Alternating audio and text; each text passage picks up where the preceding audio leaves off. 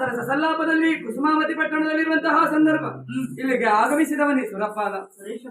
ಹೌದು, ಅವನಲ್ಲಿ ಕಾರಣ ಕೇಳಿದಾಗ ಅವನ ಆಡಿದ ಮಾತಾದ್ರೂ ಏನು?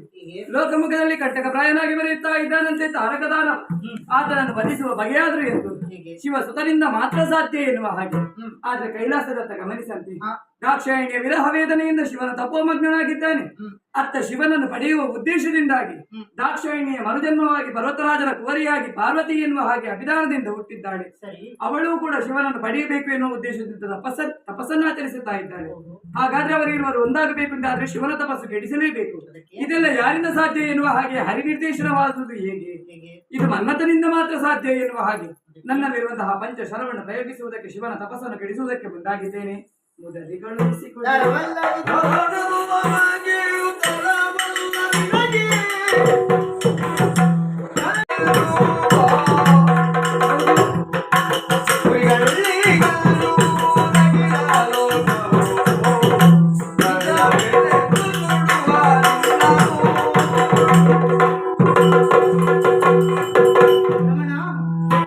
ಲೋಕದಲ್ಲಿ ಅರಿದು ಮತ್ತನ್ನು ಕೊಡುತ್ತಾರೆ, ಆದರೆ ಕುಡಿಯುವವನು ಯೋಚಿಸಬಾರದೆ?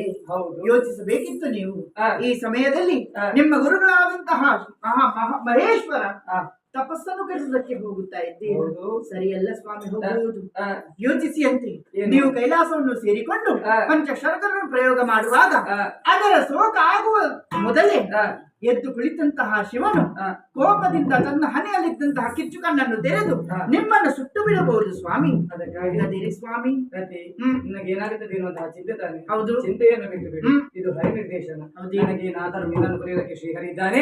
ಅವರ ಬಳಿಗೆ